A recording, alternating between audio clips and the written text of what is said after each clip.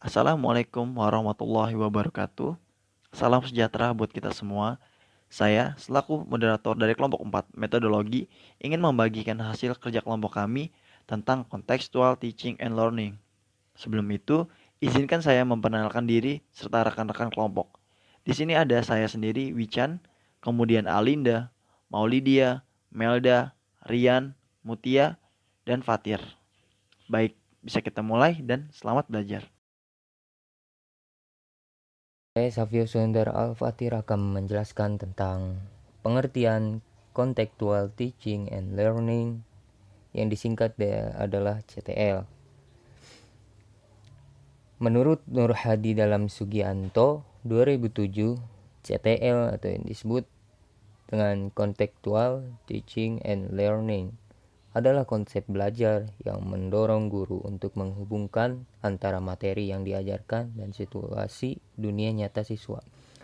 Menurut Johnson dalam Sugianto 2007, CTL adalah sebuah proses pendidikan yang bertujuan untuk menolong para siswa melihat siswa dan makna di dalam materi akademik yang mereka pelajari dengan cara menghubungkan subjek-subjek akademik dengan konteks dalam kehidupan keseharian mereka.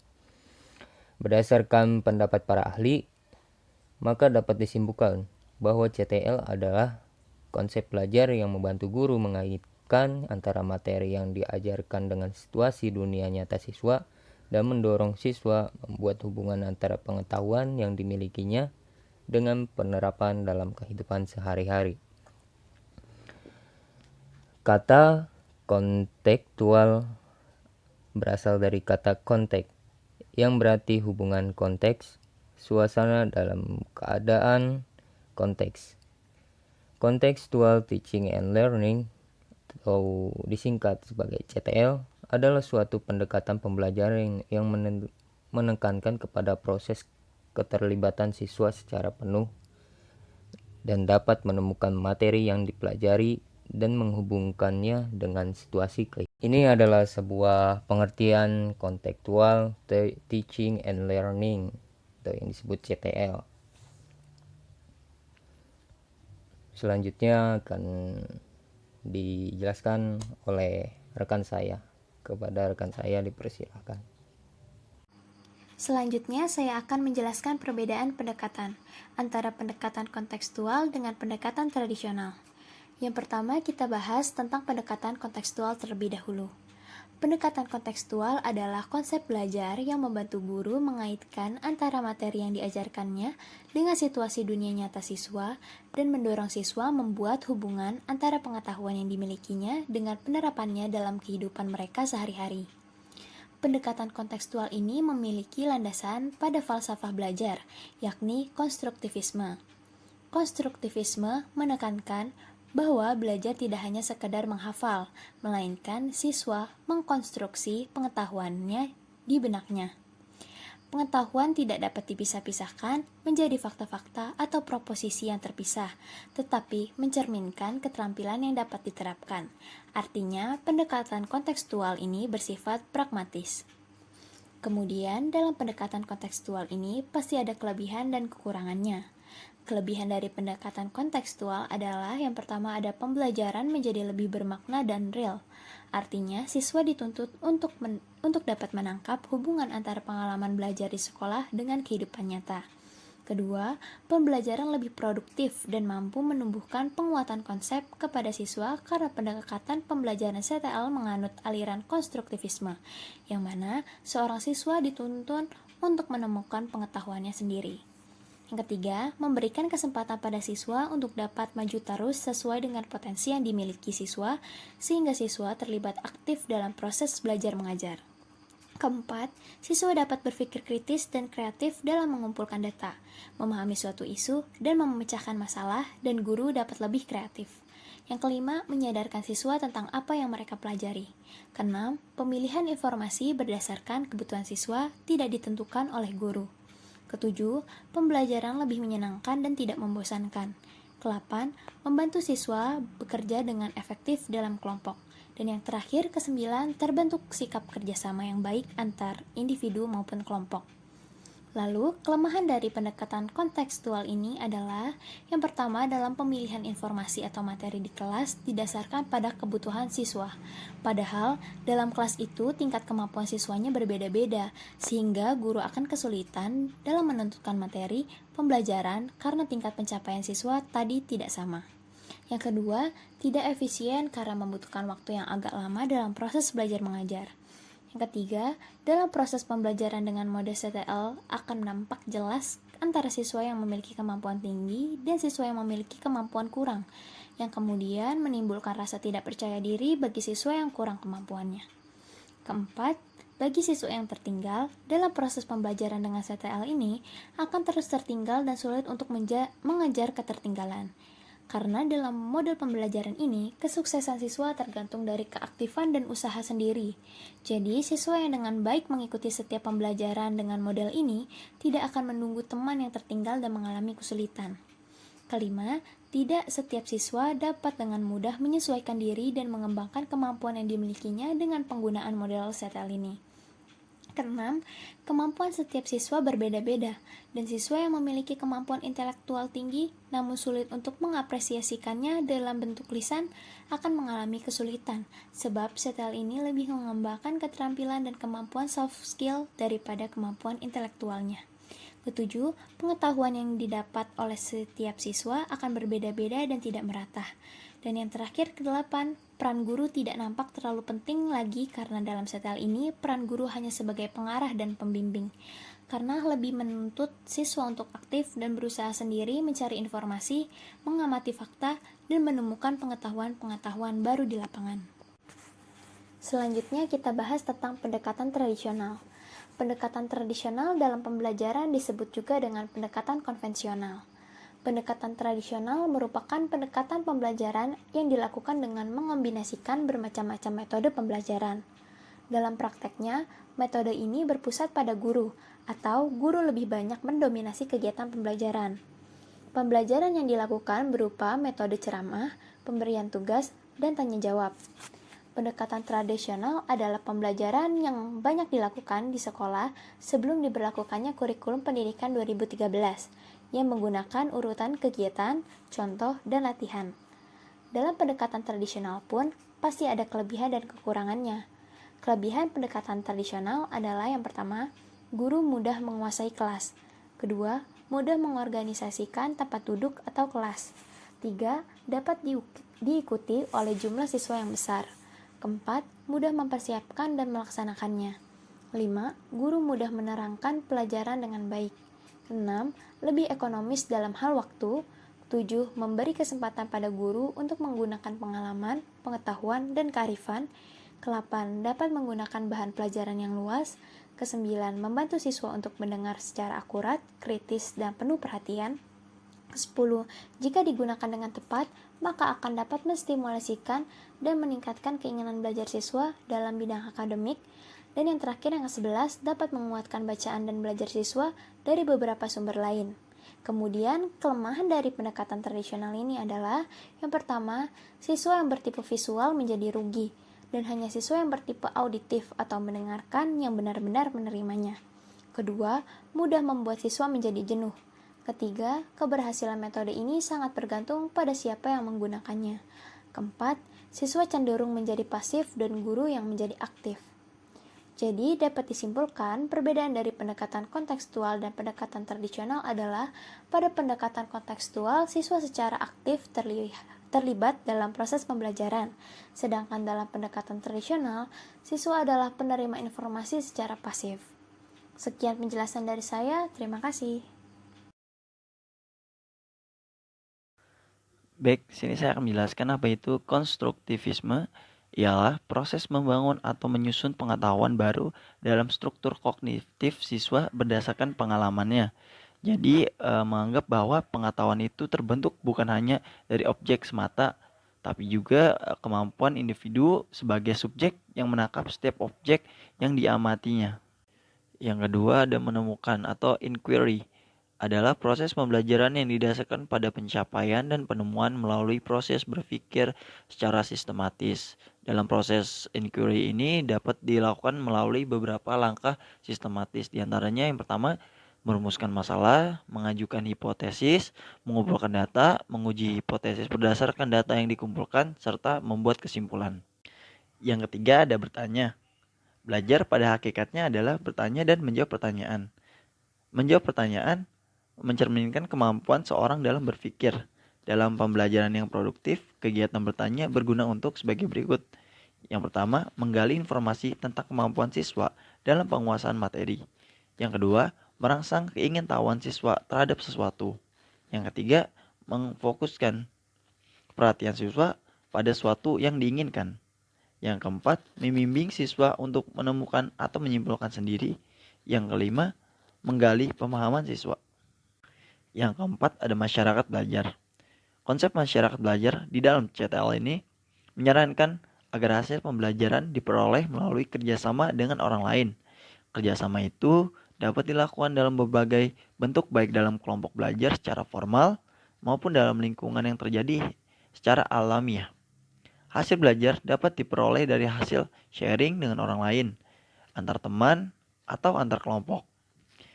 Yang sudah tahu memberitahu kepada yang belum tahu, yang pernah memiliki pengalaman membagi pengalamannya kepada orang lain.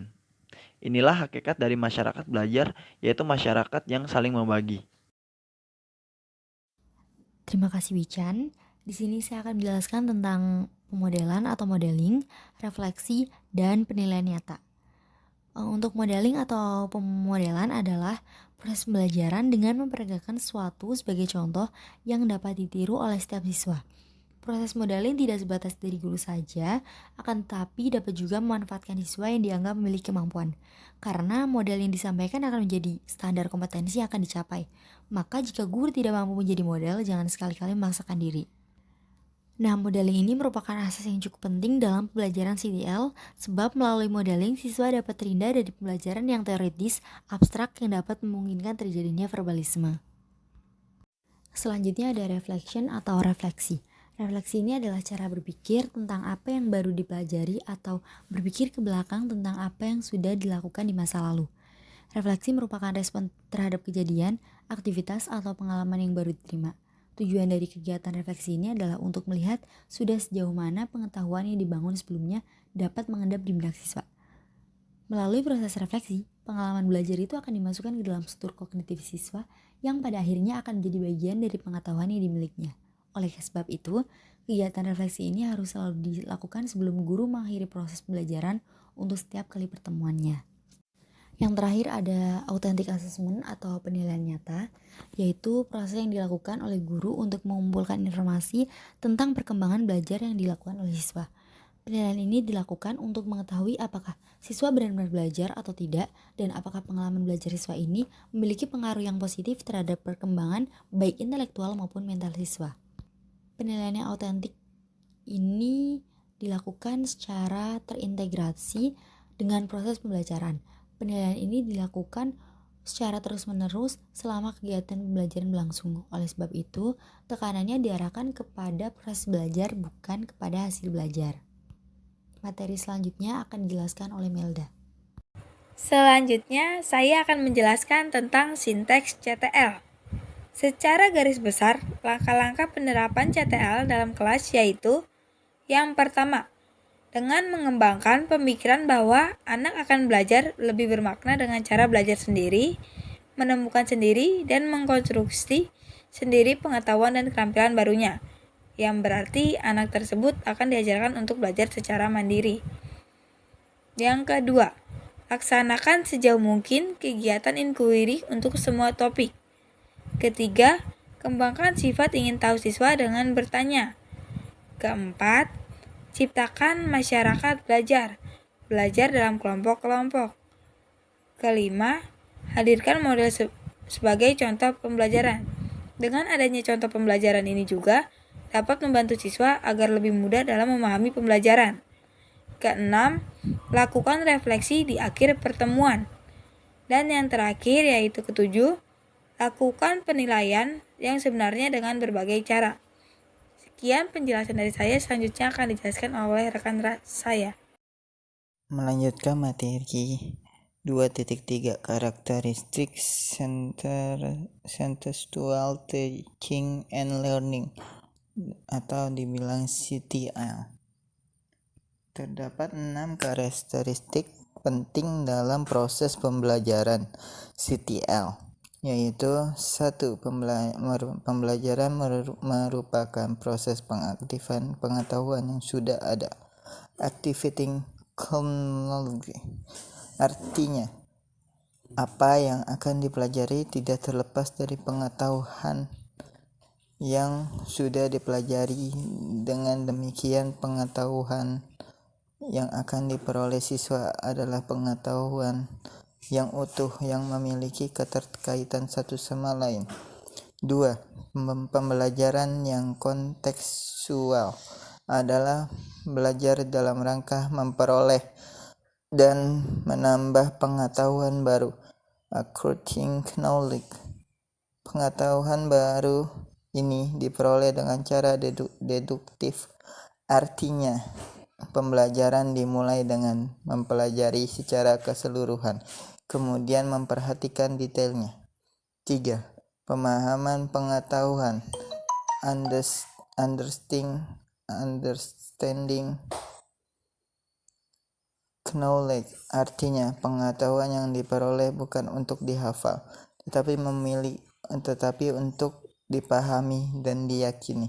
Misalnya dengan cara meminta tanggapan dari yang lain tentang pengetahuan yang diperolehnya, dan berdasarkan tanggapan tersebut baru pengetahuan dikembangkan. 4. Mempraktikkan pengetahuan dan pengalaman tersebut. Applying knowledge, artinya pengetahuan dan pengalaman yang diperoleh harus dapat diaplikasikan dalam kehidupan siswa sehingga tampak perubahan perilaku siswa. 5. Melakukan refleksi. Reflecting knowledge terhadap strategi pengembangan pengetahuan. Hal ini dilakukan sebagai umpan balik untuk proses perbaikan dan penyempurnaan strategi. 6. Bekerja sama. Collaborating, untuk membantu siswa bekerja secara efektif dalam kelompok, membantu mereka untuk mengerti bagaimana berkomunikasi, berinteraksi dengan yang lain, dan dampak apa yang ditimbulkannya. Bodeningsi 2005-79. Baik, selanjutnya saya akan menjelaskan tentang kelebihan dan kelemahan dari contextual teaching learning. Kelebihan dari model pembelajaran ini diantaranya memberikan kesempatan pada siswa untuk dapat maju terus sesuai dengan potensi yang dimiliki siswa, sehingga siswa terlibat aktif dalam PMB. Selanjutnya, siswa dapat berpikir kritis dan kreatif dalam mengumpulkan data, memahami suatu isu dan memecahkan masalah, dan guru dapat lebih kreatif. Selanjutnya, menyadarkan siswa tentang apa yang mereka pelajari. Selanjutnya, pemilihan informasi berdasarkan kebutuhan siswa tidak ditemukan oleh guru. Selanjutnya, pembelajaran lebih menyenangkan dan tidak membosankan. Selanjutnya, membantu siswa bekerja dengan efektif dalam kelompok. Dan terakhir, terbentuk sikap kerjasama yang baik antar individu maupun kelompok. Lalu, kelemahan dari model pembelajaran ini diantaranya yaitu dalam pemilihan informasi atau materi di kelas didasarkan pada kebutuhan siswa. Padahal dalam kelas itu tingkat kemampuan siswanya berbeda-beda, sehingga guru akan kesulitan dalam menentukan materi pelajaran karena tingkat pencapaiannya siswa tadi tidak sama. Selanjutnya, tidak efisien karena membutuhkan waktu yang agak lama dalam PMB. Dalam proses pembelajaran dengan model CTL akan tampak jelas antara siswa yang memiliki kemampuan tinggi dan siswa yang memiliki kemampuan kurang, yang kemudian menimbulkan rasa tidak percaya diri bagi siswa yang kurang kemampuannya. Selanjutnya, bagi siswa yang tertinggal dalam proses pembelajaran dengan CTL ini akan terus tertinggal dan sulit untuk mengejar ketertinggalan, karena dalam model pembelajaran ini kesuksesan siswa tergantung dari keaktifan dan usaha sendiri. Jadi, siswa yang dengan baik mengikuti setiap pembelajaran dengan model ini tidak akan menunggu teman yang tertinggal dan mengalami kesulitan. Selanjutnya, tidak setiap siswa dapat dengan mudah menyesuaikan diri dan mengembangkan kemampuan yang dimiliki dengan penggunaan model CTL ini. Selanjutnya, kemampuan setiap siswa berbeda-beda, dan siswa yang memiliki kemampuan intelektual tinggi namun sulit untuk mengapresiasikannya dalam bentuk lisan akan mengalami kesulitan, sebab CTL ini lebih mengembangkan keterampilan dan kemampuan soft skill daripada kemampuan intelektualnya. Selanjutnya, pengetahuan yang didapat oleh setiap siswa akan berbeda-beda dan tidak merata. Dan terakhir, peran guru tidak nampak terlalu penting lagi, karena dalam istilah ini, peran guru hanya sebagai pengarah dan pembimbing, karena lebih menuntut siswa untuk aktif dan berusaha sendiri mencari informasi, mengamati fakta, dan menemukan pengetahuan-pengetahuan baru di lapangan. Sekian penjelasan dari kelompok kami, diharapkan materinya bisa dipahami. Sekian akhir kata. Wassalamualaikum warahmatullahi wabarakatuh.